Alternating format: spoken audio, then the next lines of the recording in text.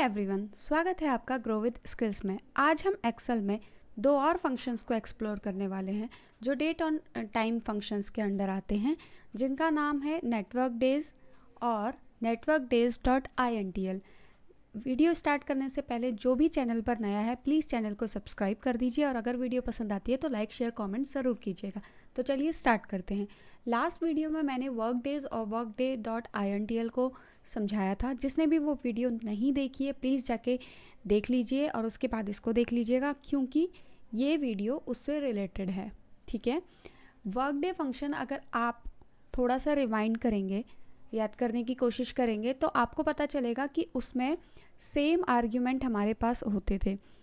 Start date, एक and date नहीं होता था और हॉलीडेज़ वाला उसमें फिक्स होता था।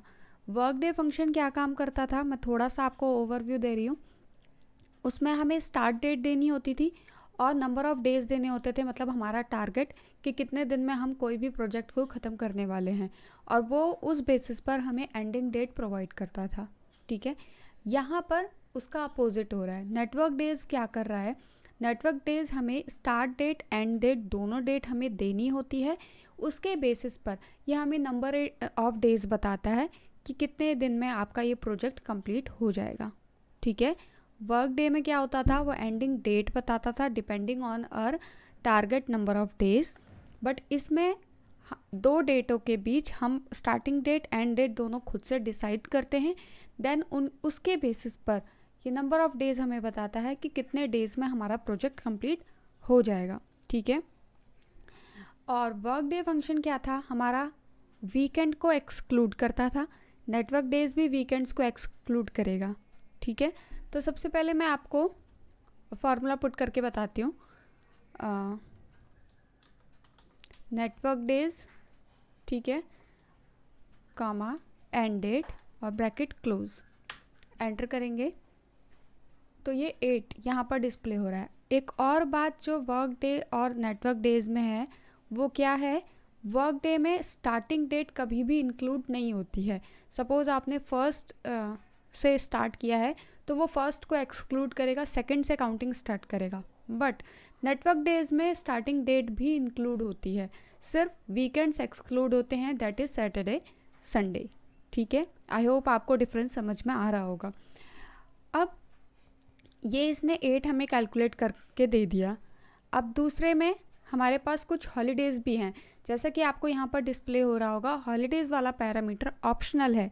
ऑप्शनल का मतलब हम उसे दे भी सकते हैं और नहीं भी दे सकते हैं। अगर आपके पास हॉलीडेज़ अवेलेबल हैं तो आप हॉलीडेज़ वाले ऑप्शंस को भी पास कर सकते हैं। ठीक है, network days, start date comma end date comma holidays वाली रेंज को आप ऐसे सिलेक्ट कर सकते हैं, ब्रैकेट क्लोज और एंटर।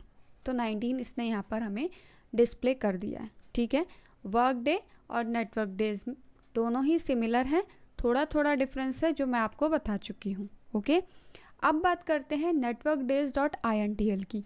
ये भी सिमिलर है बिल्कुल वर्क डे डॉट INTL के। जहाँ पर भी INTL की बात होती है वहाँ पर सिर्फ एक चीज़ एक्स्ट्रा एड ऑन हो जाती है, जो है weekend.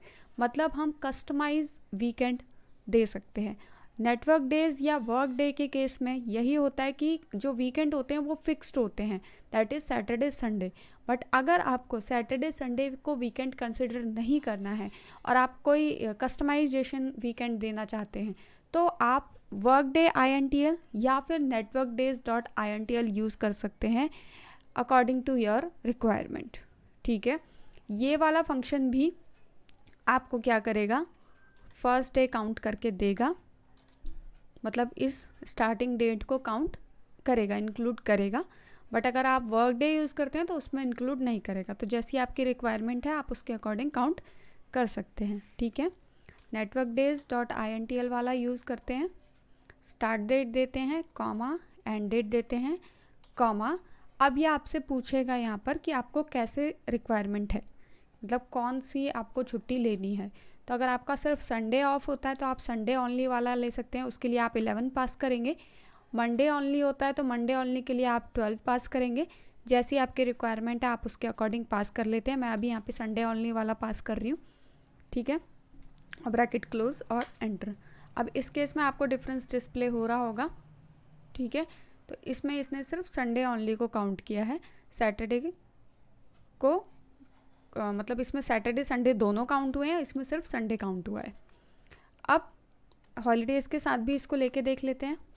Network days dot INTL start date comma end date comma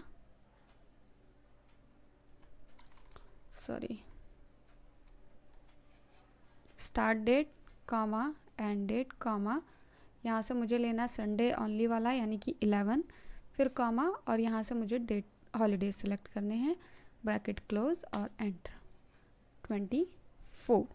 ठीक है, डिफरेंस आपको डिस्प्ले हो रहा है। इसमें सैटरडे संडे दोनों ही इंक्लूड है, इसमें सिर्फ संडे इंक्लूड है, सिर्फ संडे को इन्होंने हटाया है, इसमें सैटरडे संडे दोनों को हटाया है। ठीक है, तो नेटवर्क डेज और नेटवर्क डेज डॉट INTL में यही फ़र्क है।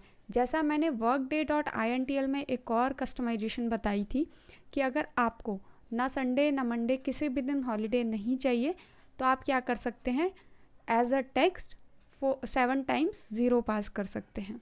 ठीक है, कैसे? Network days dot INTL start date ले लेंगे, कॉमा एंड डेट ले लेंगे, कॉमा अगर इनमें से आपकी कोई भी रिक्वायरमेंट नहीं है और आपको किसी भी दिन छुट्टी नहीं चाहिए होती है तो आप क्या करेंगे, इन्वर्टेड कॉमा के अंदर एज अ टेक्स्ट का मतलब क्या है कि वो इन्वर्टेड कॉमा होगा। इन्वर्टेड कॉमा के अंदर आप 7 टाइम्स 0 दे देंगे, इन्वर्टेड कॉमा क्लोज करेंगे और ब्रैकेट बंद कर देंगे। तो ये टोटल आपको संडे भी इंक्लूड करके टोटल दिन आपको यहाँ पर डिस्प्ले कर देगा। ठीक है, यहाँ हम नेटवर्क डेज और नेटवर्क डेज INTL को समझ चुके हैं और वर्क डे और नेटवर्क डेज में क्या डिफरेंस है वो भी हम समझ चुके हैं। आई होप आपको वीडियो पसंद आई होगी और अगर कुछ थोड़ा सा समझ में आया है तो प्लीज़ लाइक शेयर कमेंट ज़रूर कीजिएगा, चैनल को सब्सक्राइब करना बिल्कुल मत भूलिएगा and I will see you on my next one. Thank you so much, bye bye.